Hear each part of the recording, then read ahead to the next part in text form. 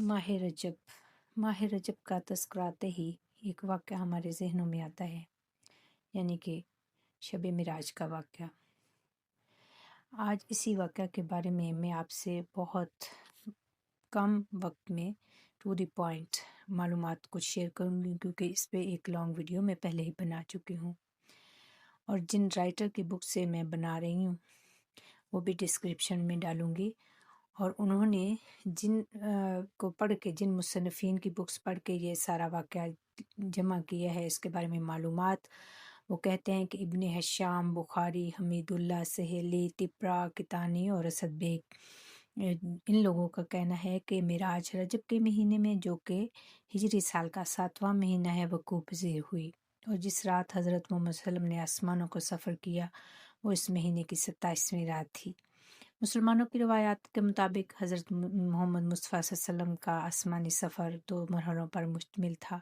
पहला मरहला ये था कि पैगम्बर इस्लाम सल्लल्लाहु अलैहि वसल्लम मक्का से बैतुल मक़दिस पहुँचे और दूसरा मरहला बैतुल मक़दिस से आसमानों की तरफ सफ़र पर मुहित था। पहले मरहले को इसरा भी कहा जाता है। इस्लामी मौरख़ीन ने मेराज के वाक़ये के कुछ हिस्से को नबी करीम सल्लल्लाहु अलैहि वसल्लम की ज़बानी कुछ इस तरह नकल किया है कि मैं उस रात मक्का में सोया हुआ था और अभी मुझे अमली तौर पर कबीला बदर नहीं किया गया था। मैंने देखा कि घर की छत में शिगाफ पड़ गया और वहाँ से जिब्राईल अलैहिस्सलाम नीचे उतरे। जिब्राईल अलैहिस्सलाम ने मेरा सीना चाक किया और इसे ज़मज़म के पानी से धोया और फिर एक अब्रीक लाए जो हिकमत और दानाई से भरी हुई थी। जो कुछ उस अब्रीक में था जिब्राईल अलैहिस्सलाम ने मेरे सीने में भर दिया और मेरी छाती सीने के बाद मेरा हाथ पकड़कर मुझसे कहा, उठो। फिर मुझे बुर्राक पर बिठा दिया गया।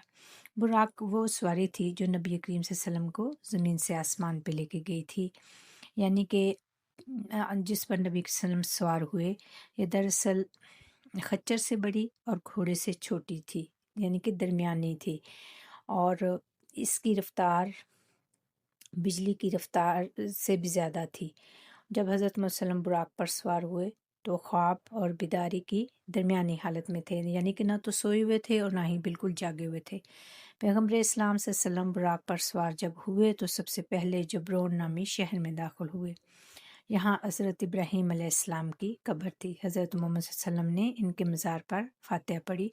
ये सवारी आपको मक्का से लेकर गई पहले बैतुल मक़दस, और वहाँ जिस मकाम पर पहुँचे उसका नाम था जबरोन, जहाँ के हज़रत इब्राहीम अलैहिस्सलाम की कब्र थी। आप सल्लम ने आप सल्लम के हज़रत इब्राहीम अलैहिस्सलाम के मज़ार पे फातिहा पढ़ी। इसके बाद पैगम्बर इस्लाम सल्लम बुराक पर दोबारा सवार हुए और इस मरतबा बैतुल लाहम नामी जगह पर ठहराव किया। इस मकाम पर हज़रत ईसा अलैहिस्सलाम की वलादत हुई थी। उन्होंने यहाँ भी दुआ मांगी और फिर बैतुल मक़दिस की तरफ रवाना होकर मस्जिदुल अक़सा में दाखिल हो गए। यहाँ आप सल्लल्लाहु अलैहि वसल्लम के सफ़र का पहला हिस्सा ख़त्म हुआ, यानी आप सल्लल्लाहु अलैहि वसल्लम का ज़मीनी सफ़र ख़त्म हुआ और मस्जिद अक़सा से सफ़र का दूसरा मरहला, यानी कि आसमानों का सफ़र, वो शुरू हो गया। उस रात आप सल्लल्लाहु अलैहि वसल्लम आसमानों की तरफ रवाना हुए। बैतुल मक़दिस में आप सल्लल्लाहु अलैहि वसल्लम ने कब्ततुल सख़रा, यानी कि पत्थरों के गुंबद पर अपने कदमों का निशान छोड़ा था। हज़रत मोहम्मद सल्लल्लाहु अलैहि वसल्लम बुराक पर सवार होकर आसमानों की तरफ रवाना हुए और पहले आसमान पर पहुँचे जो दूसरे आसमानों की निस्बत ज़मीन के ज़्यादा करीब है। तो वहाँ आप सल्लल्लाहु अलैहि वसल्लम ने हज़रत आदम अलैहिस्सलाम को देखा और आप सल्लल्लाहु अलैहि वसल्लम ने मुशाहिदा किया कि वो इंसानों के दो ग्रोहों के दरमियान खड़े हुए हैं जो अभी अभी ज़मीन से आसमान पे पहुँचे हैं। इनमें से कुछ लोग हज़रत आदम अलैहिस्सलाम के दाईं तरफ खड़े थे, वो बहिश्त में जाने वाले थे, और कुछ बाईं तरफ खड़े थे, वो दोज़ख में जाने वाले थे। तो हज़रत आदम अलैहिस्सलाम जब दाईं तरफ वाले लोगों की तरफ देखते तो मुस्कुरा देते और जब बाईं तरफ वाले ग्रोह की तरफ देखते तो रो देते। चूँकि हज़रत आदम अलैहिस्सलाम तमाम इंसानों के बाप हैं, लिहाजा एक पुरसोज दिलसोज बाप की तरह अपनी औलाद की खुशनसीबी पर उन्हें खुशी होती जो जन्नत में जाने वाले थे, और उन लोगों पे दुख होता, अपनी उन औलाद पे गम होता जो कि जहन्नुम में जाने वाले थे। आप सल्लम पहले आसमान से गुज़रे और दूसरे आसमान पर पहुँचे, जहाँ आप सल्लम ने हज़रत ईसा अलैहिस्सलाम और यूहन्ना से मुलाकात की। फिर तीसरे आसमान की तरफ रवाना हुए और देखा कि हज़रत यूसुफ़ अलैहिस्सलाम वहाँ मौजूद हैं। पैगम्बर इस्लाम सल्लल्लाहु अलैहि वसल्लम ने चौथे आसमान पर हज़रत इदरीस अलैहिस्सलाम को देखा, पाँचवें आसमान पर हज़रत हारून अलैहिस्सलाम, छठे पर हज़रत मूसा अलैहिस्सलाम और सातवें आसमान पर, जिससे ऊंचा कोई आसमान नहीं, हज़रत इब्राहीम से मुलाकात की। हज़रत इब्राहीम अलैहिस्सलाम सातवें आसमान पर एक घर की दीवार से टेक लगाए बैठे थे। मालूम हुआ यह फरिश्तों का घर है।